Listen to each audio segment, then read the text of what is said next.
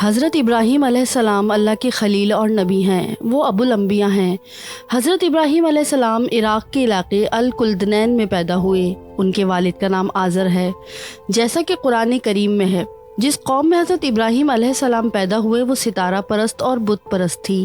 آثار قدیمہ کے ماہرین کے قول سے بھی اس تاریخی واقعے کی تائید ہوتی ہے۔ ایسا لگتا ہے کہ ان میں سے ہر ایک کا علیحدہ اور مخصوص بت تھا، کیا امیر کیا غریب، اس معاملے میں سبھی برابر تھے۔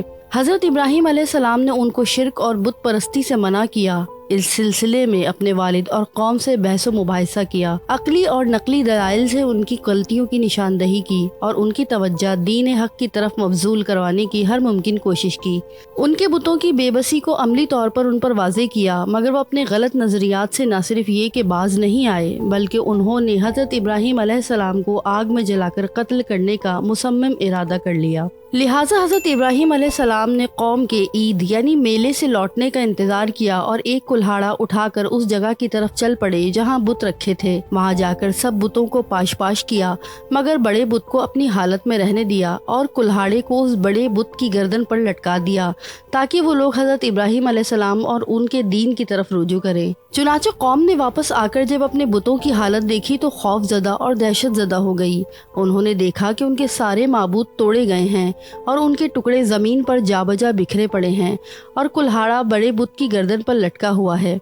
انتہائی افسوس کے ساتھ کہنے لگے کہ کس ظالم نے ہمارے معبودوں کا یہ حشر کیا، جس نے بھی کیا ہے بڑا ظالم ہے۔ کافروں میں سے کچھ لوگوں نے حضرت ابراہیم علیہ السلام کو میں تمہاری بتوں کی گد بناؤں گا کہتے ہوئے سنا تھا۔ چنانچہ انہوں نے کہا کہ ہم نے ایک نوجوان کو ان بتوں کے متعلق برے الفاظ کہتے ہوئے سنا ہے جس کا نام ابراہیم ہے۔ اس پر قوم نے فیصلہ کیا کہ اس کو بادشاہ کے سامنے عدالت میں پیش کیا جائے، تمام لوگ موجود ہوں۔ حضرت ابراہیم علیہ السلام بھی یہی چاہتے تھے کہ تمام لوگ جمع ہوں اور ان کے سامنے ان کی جہالت اور بے وقوفی آشکار ہو کہ وہ بے دست و پا بتوں کی عبادت کرتے ہیں جو کہ ان کو فائدہ نہیں پہنچا سکتے اور نہ ہی نقصان۔ ان کو کیا نفع و نقصان پہنچاتے، وہ تو خود نقصان سے بچانے پر بھی قادر نہیں تھے۔ اس واضح بات کی طرف ان کے ذہنوں کو متوجہ کرنا چاہتے تھے۔ چنانچہ وقت مقرر وہ لوگ جمع ہو گئے اور لوگوں کے زبردست مجمع میں حضرت ابراہیم علیہ السلام کو پیش کیا گیا اور ان سے پوچھا۔ ترجمہ: ان لوگوں نے کہا کہ کیا ہمارے بتوں کے ساتھ یہ حرکت تم نے کی ہے اے ابراہیم؟ حضرت ابراہیم علیہ السلام نے ایسا جواب دیا جس سے ان کی حجت کا بطلان ہو اور ان کی فکری عبادت بھی آشکار ہو۔ لہٰذا آپ نے فرمایا، بلکہ ان کے اس بڑے نے کی سو ان سے پوچھ لو اگر یہ بولتے ہوں۔ یہ جواب اس لیے دیا تاکہ انہیں معلوم ہو کہ یہ بت بول سکتے ہیں نہ سمجھ سکتے ہیں، بلکہ یہ جماد محض ہیں۔ اس جواب کے ذریعے ان کی بت پرستی کی غلطی کو ان پر واضح فرمانے کا ارادہ کیا۔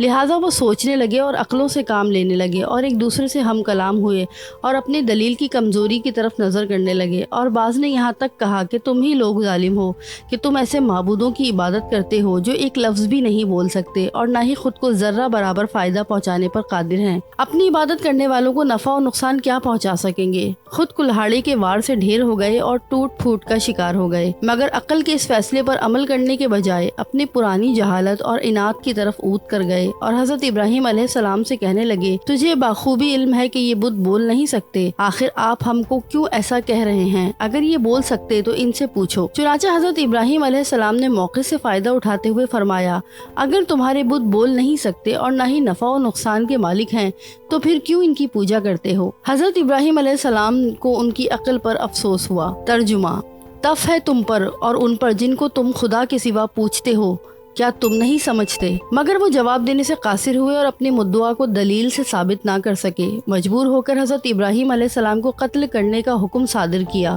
وہ بھی انتہائی قبیح طریقے سے، یعنی آگ جلا کر قتل کرنا۔ لہٰذا کہنے لگے، ترجمہ: ان کو آگ میں جلا دو اور اپنے معبودوں کا بدلہ لے لو اگر تم کو کچھ کرنا ہے۔ کفار کا یہ قول قرآن کریم میں ایک دوسری جگہ اس طرح آیا ہے، کہنے لگے کہ ابراہیم علیہ السلام کے لیے ایک آتش خانہ تعمیر کرو اور ان کو اس دہکتی آگ میں ڈال دو۔ غرض ان لوگوں نے ابراہیم کے ساتھ لڑائی کرنی چاہی تھی، سو ہم نے انہیں نیچا دکھایا۔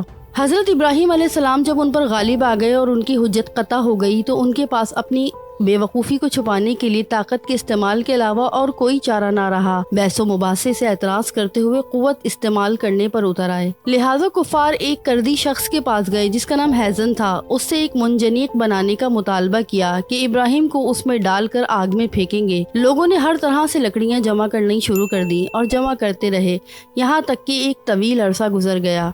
हत्ता अल वसी ईंधन जमा करने लगे, हत्ता कि उनकी कोई औरत अगर बीमार होती तो नजर मानती कि अगर वो उस मर्ज से सेहतियाब हुई तो इब्राहिम अलैहिस्सलाम को जलाने के लिए लकड़ियां उठाकर लाएगी। चुनाचे एक बहुत बड़ा गड्ढा खोदा गया, तमाम जमा शुदा लकड़ियां उस गड्ढे में डाल दी और आग भड़काई गई। लिहाजा आग भड़क उठी, चंद शोले बुलंद हुए और इतने बुलंद हुए कि उससे पहले कभी इतनी बुलंद आग नहीं देखी गई थी।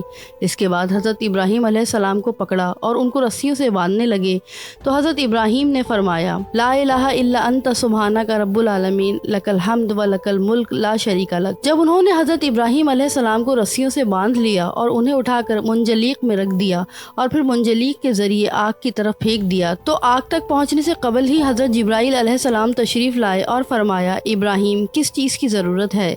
हजरत इब्राहिम अलैहिस्सलाम ने फरमाया, मगर आपसे नहीं। फिर अल्लाह ताला की तरफ से फौरन आग को हुक्म हुआ, ए आग इब्राहिम के लिए ठंडी हो जा और सलामती वाली हो जा। बाज़ हजरात ने यहाँ तक कहा है कि अल्लाह ताला अगर सलामन ना फरमाते तो आग की ठंडक ज्यादा होती जिससे हजरत इब्राहिम अलैहिस्सलाम को तकलीफ होती, और बाज़ कहते हैं कि आग की सिर्फ इतनी गर्मी महसूस हुई कि आपकी पेशानी पर हल्का सा पसीना आया जिसको हजरत जिब्राइल अलैहिस्सलाम ने साफ किया। हजरत इब्राहिम अलैहिस्सलाम को जब आग में डाल दिया गया तो फरमाने लगे, ए अल्लाह आप आसमान में एक हैं और मैं ज़मीन पर आपकी इबादत करने वाला सिर्फ एक हूँ। आग में आपके साथ सायों पर मामूर फरिश्ते भी थे। हजरत इब्राहिम अलैहिस्सलाम गड्ढे के बीचों बीच सरसब्ज बाग में हैं और उनके आसपास आग है। लोग उनकी तरफ देख तो रहे हैं मगर उन तक पहुंच नहीं पा रहे और ना हजरत इब्राहिम अलैहिस्सलाम उनकी तरफ निकल कर जा सकते हैं। हजरत इब्राहिम अलैहिस्सलाम उस आग में मुख्तलिफ रिवायात के मुताबिक 40 या 50 यौम रहे, जहाँ आपने इंतहाई पाकीज़ा और पुरकैफ जिंदगी गुजारी। आग ने बंधी हुई रस्सियों के सिवा किसी चीज़ को नहीं जलाया बल्कि वो आग उन पर ठंडी हो गई। लिहाजा आपका उस आग से इस तरह निजात पाना इंतहाई अजीम मौजज़ा है और अल्लाह ताला का अजीम एहसान है। आग तो काफिरों को जलाएगी, अल्लाह के हुक्म से अंबिया किराम को नहीं जला सकती। हजरत इब्राहिम अलैहिस्सलाम के मौजज़ों में से एक मौजज़ा ये आग भी है जिसके ज़रिए अल्लाह ताला ने उन पर एहसान अजीम फरमाया। सुभान अल्लाह।